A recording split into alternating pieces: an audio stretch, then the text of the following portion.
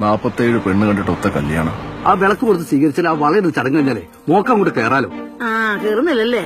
ആ സോപ്പിട്ട് കേൾപ്പിച്ചാൽ മതി. കേട്ടോ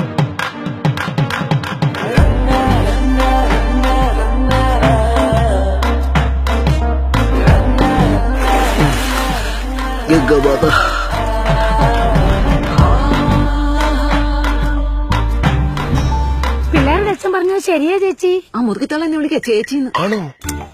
എടാ നിന്റെ പരിചയത്തിലേ വല്ല കള്ളന്മാരും ഉണ്ടാ? വിശ്വസിക്കാൻ പറ്റിയൊരു കള്ളനായിരിക്കണം. തമ്പി ബോംബ് കൗങ്കിട്ടെ മാവ വന്നതാ.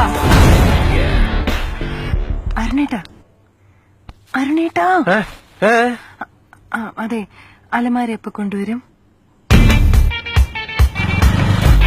മോളെ അലമാര വരൂ. സുകുമാർ ചേച്ചി എന്ത് വലിയ അലമാരാണ് വന്നേക്കണ.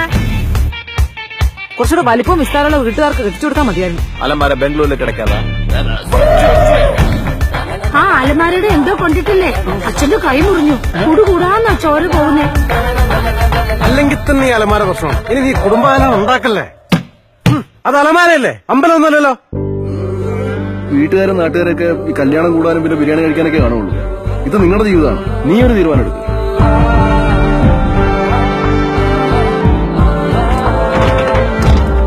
കൈയും കാലും ഉണ്ടായിരുന്നെങ്കിൽ എങ്ങോട്ടെങ്കിലും ഇറങ്ങി ഓടി രക്ഷപ്പെടാമായിരുന്നു. എങ്കിലും ചന്ദ്രികെ ലോകമല്ലേ പങ്കില മനസ്സർ കാണുകില്ലേ.